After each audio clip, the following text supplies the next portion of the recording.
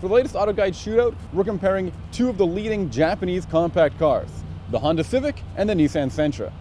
We thought about bringing the Toyota Corolla along for the ride, but it's old, really old, and honestly, it just wouldn't be a fair fight.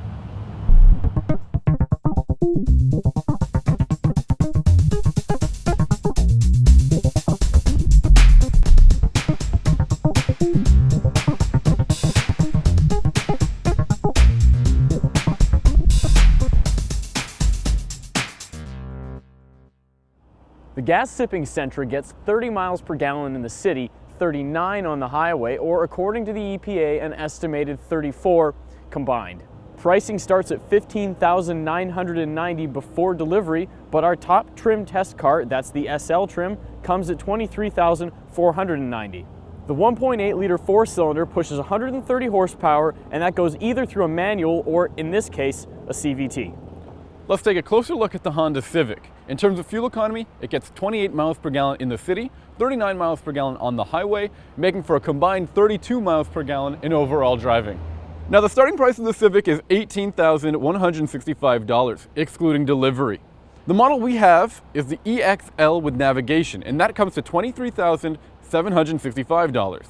The Civic is powered by a 1.8-liter four-cylinder engine, and you can get it with either a 5-speed manual transmission or a 5-speed automatic transmission. The Sentra is all new for 2013, and of course, that means a fresh face. This car takes styling cues that are similar to the new Altima, although with more squished proportions. Standout features include LED accents underneath the headlights, new wheels, and standard chrome accents across the range regardless of which trim package you prefer. Not only that, but this car looks distinctly different than the previous generation, something that you really can't say about the Civic. Don't be so superficial. While the new Civic doesn't seem that different, it does a few things that makes it look like its big brother, the Accord. Up front, you'll see a bigger grille, and in the back, you'll see a new set of taillights. Given the Sentra's stylish new exterior, you would probably expect something like that in the cabin.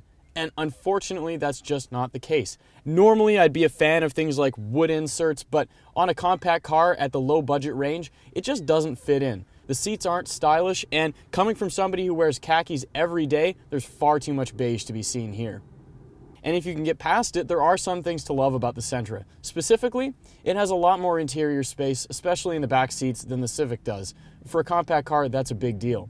There's also more trunk space. Not only that, but you get dual zone climate control, yet another thing that you can't have in the Civic. The infotainment system's also a lot easier to use.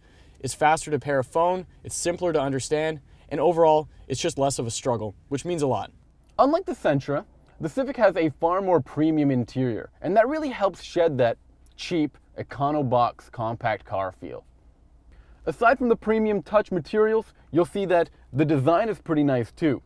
Everything is angled towards the driver, which is a cool look, but it does alienate the passenger. You miss out on the Sentra's 2-zone climate control, but in a car this small, do you really need that? And finally, there's a lot of new tech in the Civic. There's 3 screens in front of you, and that's pretty cool, but it's a bit of an information overload. As part of the 2013 refresh, you get standard Bluetooth, steering wheel audio controls, and a backup camera. And finally, let's talk about the seats in the Civic, which are far more bolstered and secure feeling than what you get in the Sentra. Both cars come with a 1.8-liter four-cylinder engine, but this car, the Nissan Sentra, is about 10 horsepower less powerful than the Civic. Despite that, it comes with 3 driving modes. That's an Eco mode, Normal, and Sport. And when you put it in Sport mode, surprisingly enough, this car actually feels like it has a little bit more punch off the line than the Civic does. When you put it in Sport mode, the car's CVT goes to a higher RPM, and of course that transmission has an infinite gear ratio, which allows it to do that. So it's not really an adjustment necessarily of throttle response or of acceleration, so much as putting the car to a point where it can deliver more horsepower and give you that more powerful feeling. Unfortunately, that also means that you get sort of a rubbery feel with the acceleration, something that CVTs are widely criticized for. Another criticism of the CVTs is that they tend to buzz a lot, and that's also the case here. And it's something that quiets down on the highway so you don't notice it quite so much, but around town, you're going to hear it roar and buzz quite a bit. It's annoying, but it's something that's going to end up saving you gas. Apart from that, there's the steering and driving feel of the Sentra, which doesn't stack up to the Civic. Around corners, you feel the body roll more, the seats aren't as comfortable, and it's just not as exciting to drive.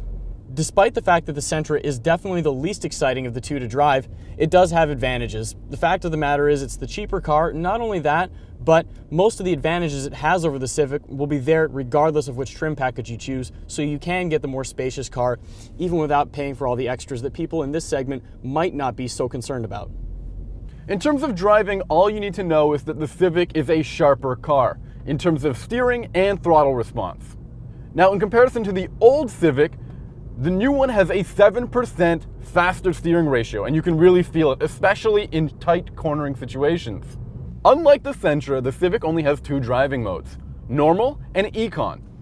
In Econ, the throttle response is dulled in order for you to get better fuel economy, and it works as advertised. But seriously, in a car with only 140 horsepower, you want all of the engine that you can get.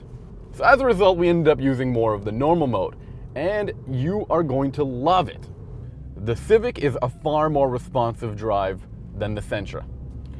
Now that might have to do with the Sentra CVT, which, after driving both of them, we found that the Sentra ended up getting better fuel economy and was a quieter ride, especially on the highway.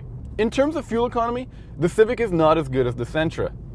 We found a 2 mile per gallon difference in favor of the Sentra than the Civic, and that probably has a lot to do with the Sentra CVT, while this has a very responsive automatic transmission. Both cars have their ups and downs, of course, as any do. The Civic is the better driver's car and it's the more engaging package, but that also means that it's more expensive. Turn over to the Sentra and you get a less expensive option, but then again, the cabin is ugly and it doesn't drive as well. This would have been a closer match if we had brought the 2012 Civic, but Honda made the call to refresh it after just 1 year, resulting in a better package. And given the warm reception that the Civic has seen after that 1 year refresh, Nissan might want to consider doing something similar. For more on this car comparison and others like it, visit autoguide.com.